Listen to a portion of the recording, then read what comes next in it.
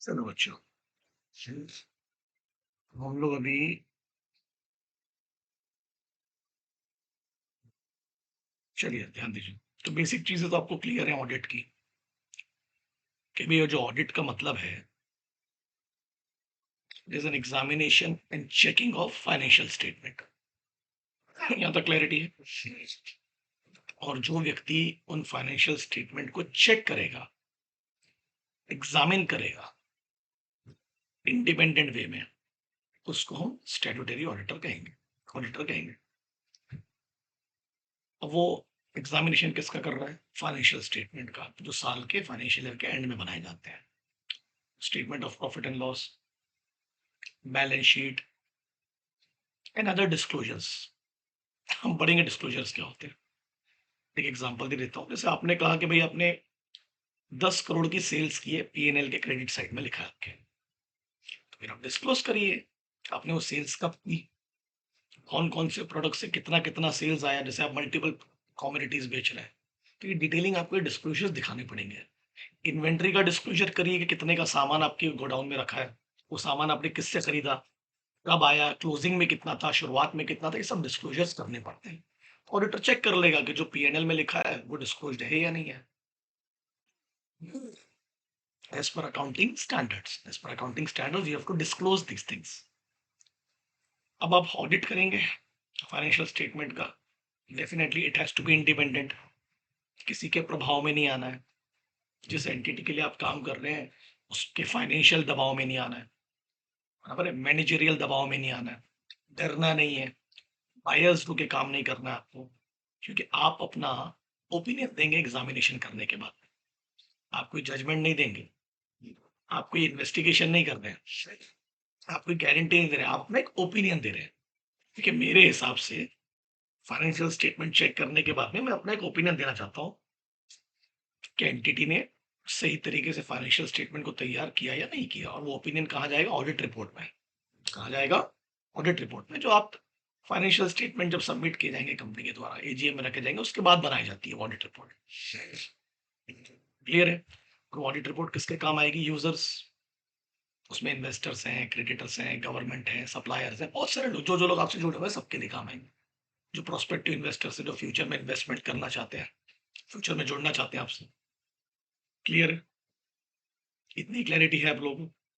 फिर मैंने आपको बताया था कि जब फाइनेंशियल स्टेटमेंट बनाए जाए, तो एज एन ऑडिटर ये आपकी जिम्मेदारी है कि जब आप उसको चेक करें, तो आप अपने को सेटिस्फाइड कर लें कि वो जो फाइनेंशियल स्टेटमेंट है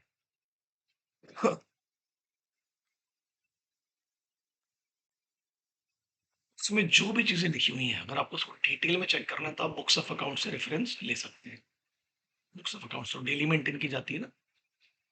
फाइनेंशियल स्टेटमेंट तो एक समरी है आपकी फाइनेंशियल इंफॉर्मेशन की। फिर बुक्स ऑफ अकाउंट्स में जो भी चीजें लिखी हुई हैं, उसकी भी तो आपके पास रिसिप्ट्स, बिल, इनवॉइसेस होंगे, तो वो भी अप्रोप्रिएटली अवेलेबल होना, क्वांटिटी में, प्रॉपर क्वांटिटी में, वो एक आपका एविडेंस हो जाएगा। उसके बाद जो बुक्स ऑफ अकाउंट्स में लिखा है वही फाइनेंशियल स्टेटमेंट में लिखा होना चाहिए। जो नहीं लिखा है वो वहां नहीं होना चाहिए। और अगर फाइनेंशियल स्टेटमेंट में कोई एंट्री है तो फिर वो बुक्स ऑफ अकाउंट्स में भी दिखनी चाहिए। ठीक है? क्लियर है? आप बोल रहे हैं आपके पास कैश इन हैंड है, एसेट साइड में आपने दिखा दिया, तो फिर कैश इन हैंड के आपके पास में है कि पैसा कितना है, कहाँ पर रखा है, कब कब आया, किसने दिया, ये डिटेलिंग आपको देनी पड़ेगी। आपने बोला मेरे पास में बिल रिसीवेबल, आपने अमाउंट दिखाया 1 करोड़ का एसेट साइड में, तो फिर किस किस से कितना पैसा आ रहा है, उनके नाम, उनके रिकॉर्ड, कब लिया था उन्होंने वो पैसा, सब डिटेलिंग आपके पास में चाहिए। जो इन्फॉर्मेशन होना वो क्लियर होना चाहिए, अनक्लियर नहीं होना चाहिए, अनसर्टेन नहीं होना चाहिए। जो भी इन्फॉर्मेशन आप फाइनेंशियल स्टेटमेंट में प्रेजेंट कर रहे हैं एज एन एंटिटी, तो ऑडिटर की जिम्मेदारी है कि वो देखे वो प्रॉपर क्लासिफाइड है कि नहीं। मैं बताया था ना, जैसे एसेट्स और liabilities, debit and credit side, मतलब पीएनएल में, प्रॉफिट एंड लॉस साइड में प्रॉपरली डिस्क्लोज्ड है कि नहीं, एज पर अकाउंटिंग स्टैंडर्ड्स। ये आपको बताना पड़ेगा ना कि आपने सेल्स किया तो कितनी इन्वेंट्री मेंटेन की। तो इन्वेंट्री के लिए अपना एक अकाउंटिंग स्टैंडर्ड है, इन्वेंट्री कैसे मेंटेन किया जाता है, कैसे शो किया जाता है, क्लोजिंग के वक्त कैसे होगा, ओपनिंग के वक्त कैसे होगा, है ना। ये सब चीजें दिखाई जाएंगी इन्वेंट्री में। उससे अंदाजा हो जाएगा कितने का सामान आया था और कितने का सामान बिका। और last but not the least, कि आपके जो रोजमर्रा के ऑपरेशनल रिजल्ट्स है, जो रोजमर्रा के आपके ट्रांजेक्शन पी&एल में आप जो शो करते हो, और जो आप लोगों की एसेट्स लाइबिलिटीज है वो एक ट्रू एंड फेयर व्यू बताना चाहिए एंटिटी के फेयर्स का। ये आपका काम है एज एन ऑडिटर चेक करना। अब हमारा आज का जो टॉपिक है वो है कि आपका ऑब्जेक्टिव क्या है ऑडिट। प्राइमरी ऑब्जेक्टिव क्या है आपका ऑब्जेक्टिव? सर मेरा ऑब्जेक्टिव तो बहुत इजी है कि मैं एज एन ऑडिटर एक एंटिटी के फाइनेंशियल स्टेटमेंट को चेक करूंगा,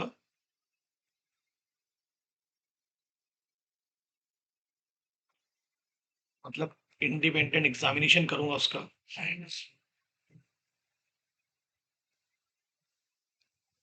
और अपना ओपिनियन दूंगा उस पर।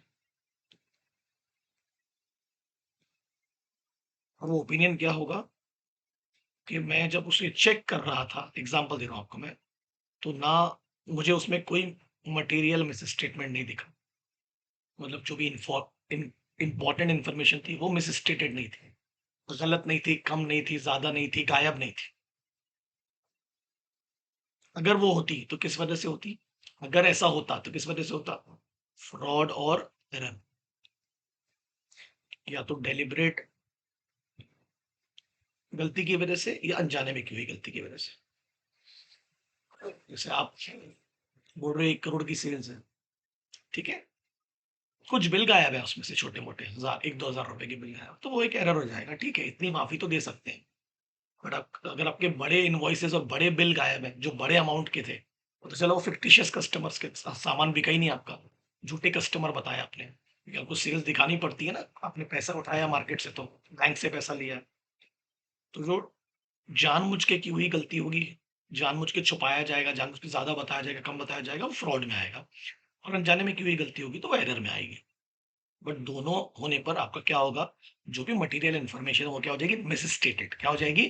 तो आपको वही देखना है एज ऑडिटर कि ये दोनों है या नहीं है। अगर ये दोनों नहीं है, ना फ्रॉड है ना एरर हुआ है, और आपको ऐसा लगता है थोड़ी बहुत गलती तो माफ कर देनी चाहिए। यार एक बात बताओ, 500-500 करोड़ की सेल्स होती है कंपनियों की, 100-100 करोड़ की सेल्स होती है, 1000-1000 करोड़ की सेल्स होती है, थोड़ी बहुत गलतियां तो होंगी ना, थोड़ी बहुत पैसे की हेर फेर तो होगी। और आपको ऐसा लगता है वो पैसे की हेर फेर उतनी इंपॉर्टेंट नहीं है, थोड़े बहुत बिल तो गायब होते हैं, है ना? तो जब आपको पता है कि इंटरनली लोअर लेवल के जो एम्प्लॉयज हैं या बहुत हायर लेवल के जो एम्प्लॉयज हैं थोड़ी बहुत गड़बड़ करेंगे, तो definitely as an auditor I am not able to give my 100% absolute assurance.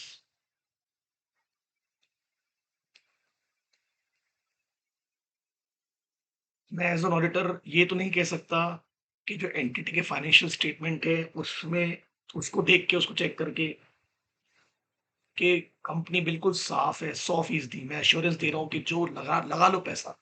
ये तो गारंटी से हो जाएगा ना। एब्सोल्यूट मतलब क्या हो गया, कोई गलती किया ही नहीं एंटिटी ने, ना कोई फ्रॉड किया ना कोई गलती किया। ठीक है, तो इस प्रकार की गारंटी हो जाएगी। और आप अगर गारंटी देंगे तो बाद में लोग आपको अकाउंटेबल बनाएंगे फिर एज एन ऑडिटर। तो आपको क्या करना है, 100% एश्योरेंस नहीं देना।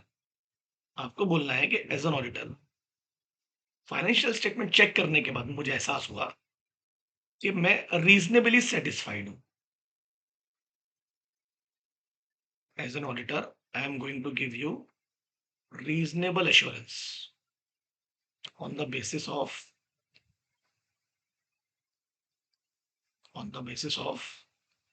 my logical examination.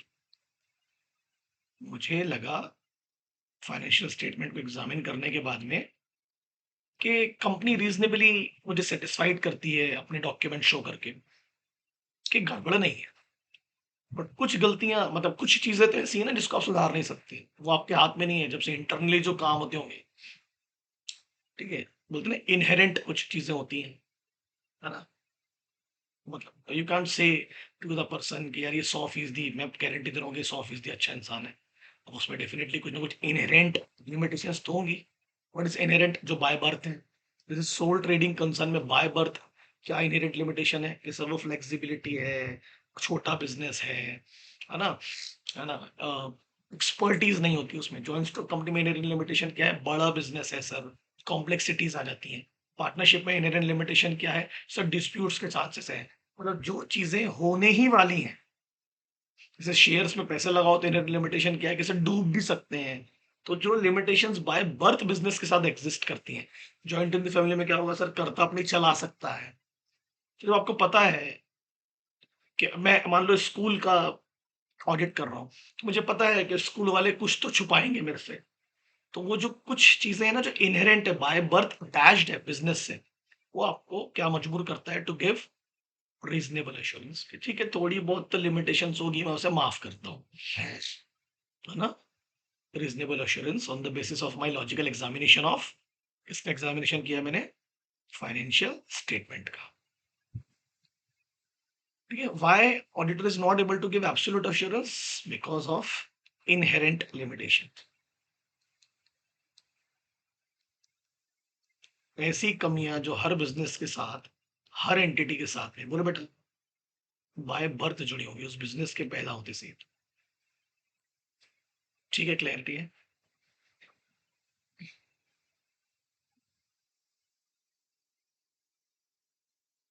चलो, यहाँ पर समझ में आ रहा है आपको? तो ऑब्जेक्टिव क्या बोलता है आपका? ऑडिट का ऑब्जेक्टिव क्या बोलता है? Standards on auditing. ये आपके स्टैंडर्ड्स हैं, as an auditor, as a chartered accountant आपको ये फॉलो करना है ऑडिट करते टाइम। आईसीएल ने आप लोगों को स्टैंडर्ड्स दिया है ऑडिटिंग के, ये स्टैंडर्ड्स इसको फॉलो करो, नहीं तो उससे प्रोफेशनल लेवल गिरेगा, लोगों का भरोसा हमारे प्रति घटेगा, इससे आपका भी एक प्रोफेशनलिज्म मेंटेन होगा। तो हम लोग बहुत सारे स्टैंडर्ड्स पढ़ने वाले हैं, तो उसके नंबर्स होंगे। तो ये स्टैंडर्ड ऑन ऑडिटिंग 200 नंबर का क्या बोलता है कि आपका जो ओवरऑल ऑब्जेक्टिव है एज एन इंडिपेंडेंट ऑडिटर, कि आप जब ऑडिट करें किसका? फाइनेंशियल स्टेटमेंट का। ठीक है, तो आपका ओवरऑल ऑब्जेक्टिव क्या है? सर मेरा ओवरऑल ऑब्जेक्टिव है कि मैं रीजनेबल एश्योरेंस दूं। क्या रीजनेबल एश्योरेंस दूं? कि जो फाइनेंशियल स्टेटमेंट है उनमें किसी भी प्रकार का मटेरियल मिस स्टेटमेंट नहीं है, ना फ्रॉड की वजह से, ना एरर की वजह से। और मैं मटेरियल मिस स्टेटमेंट ना मिलने पर अपना एक ओपिनियन एक्सप्रेस करूंगा, है ना? क्लियर है कि किस तरीके से फाइनेंशियल स्टेटमेंट प्रिपेयर किया गया, और वो ओपिनियन कहाँ एक्सप्रेस करूंगा? मैंने पढ़ा है ऑडिट रिपोर्ट में, जितने भी मटेरियल पॉइंट्स होंगे उससे रिलेटेड। क्योंकि फाइनेंशियल स्टेटमेंट में लिखी हुई हर इंफॉर्मेशन मटेरियल नहीं होती ना, वो डिपेंड करता है नेचर ऑफ एंटिटी पर, डिपेंड करता है टाइप ऑफ एंटिटी पर, डिपेंड करता है साइज ऑफ एंटिटी पर। एग्जैक्टली, ठीक है। अब हो सकता है हर एंटिटी के लिए मिसलेनियस उतना इंपॉर्टेंट ना हो, तो मिसलेनियस को नहीं चेक करूंगा मैं। ठीक है, और मैं जो ओपिनियन दे रहा हूं, तो उस ओपिनियन में मैं ये भी बताऊंगा कि जो फाइनेंशियल स्टेटमेंट मैंने चेक किया, बराबर है, वो बनाए गए थे by as per financial reporting framework. कैसे फाइनेंशियल रिपोर्टिंग करनी है ये एंटिटीज को बताया गया है, एक फ्रेमवर्क दिया गया है, किसके द्वारा? आईसीएआई के द्वारा। कि जब आप अपने फाइनेंशियल स्टेटमेंट को तैयार करें और जब आप उसको रिपोर्ट करें, कहाँ? एजीएम में रखते हैं, फिर ऑडिटर को देते हैं।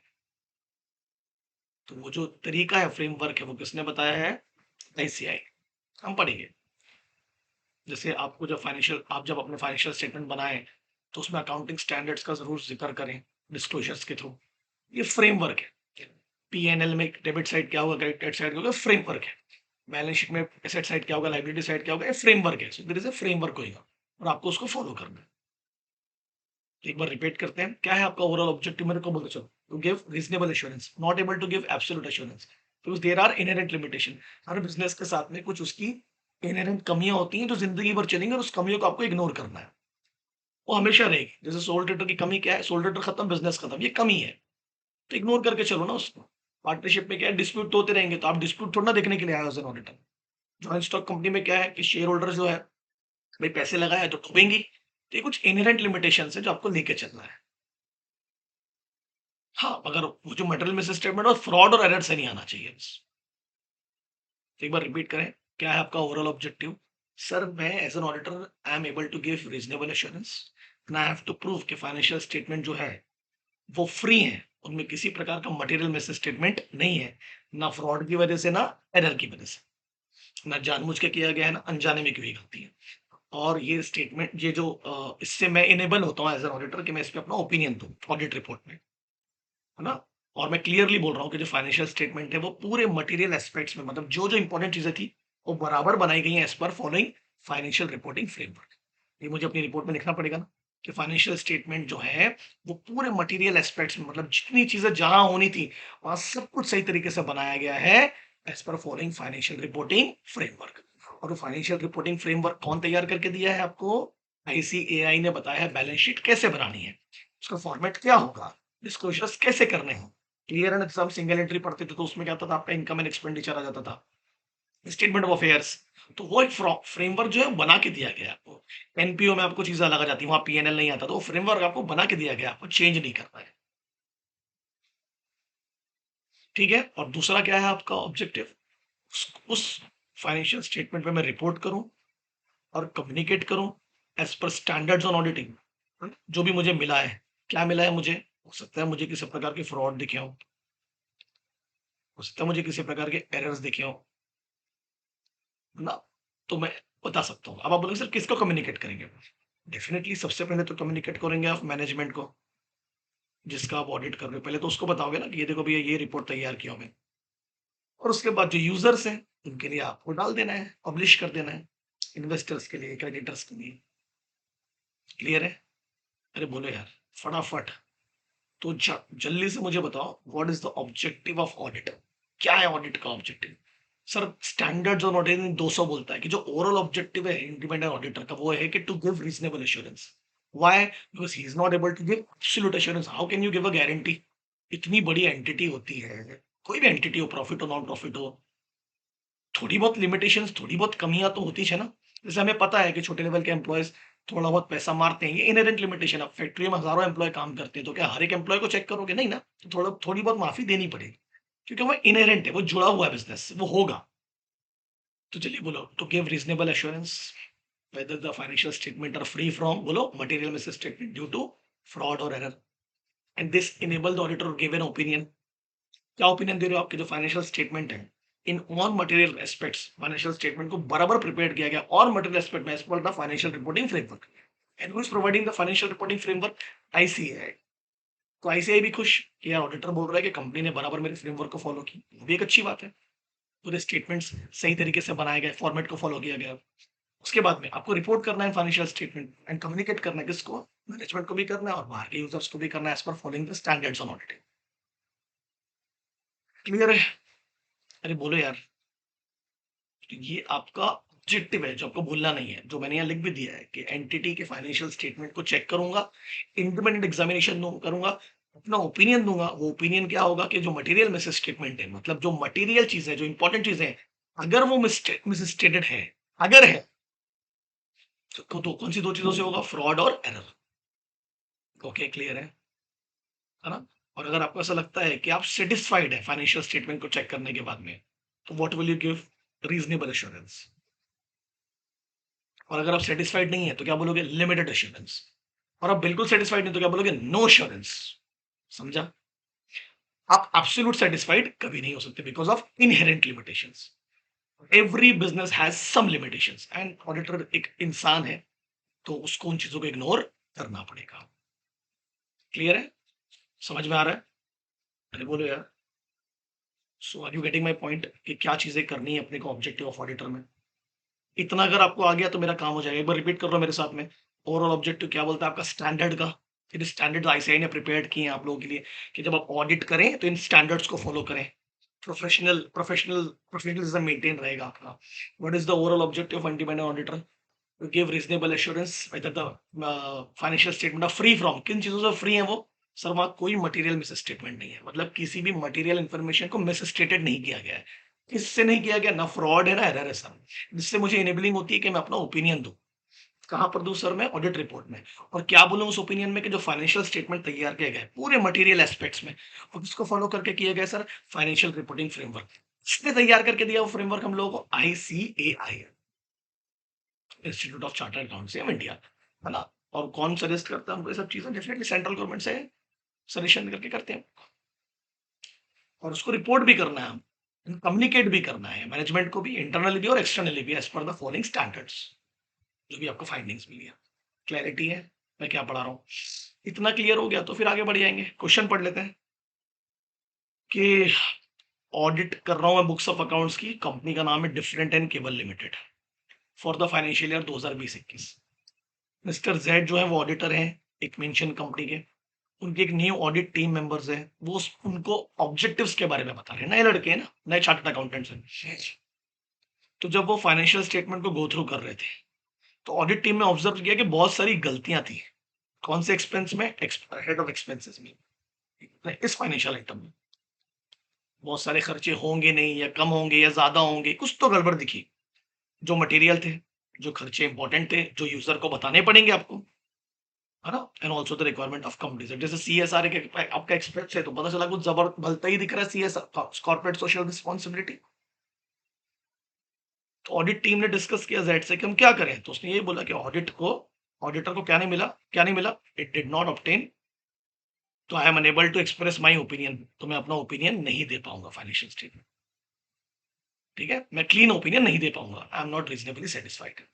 अगर मैं ओपिनियन दूंगा तो कैसा दूंगा, कैसा एश्योरेंस दूंगा? Limited assurance. और बिल्कुल मुझे मुझे बिल्कुल सेटिस्फेक्शन नहीं है एंटिटी के स्टेटमेंट को चेक करने के बाद में, तो क्या मैं क्या बोलूंगा? नो एश्योरेंस भाई, मैं कोई एश्योरेंस दूंगा ही नहीं। मैं तो वार्निंग दे रहा हूँ कि आप ऐसे मत लगाओ, we are absolutely not satisfied. Clear है? बोलो, इतना समझ में आ गया तो खत्म हो गया। ठीक है, डन डन डन डन।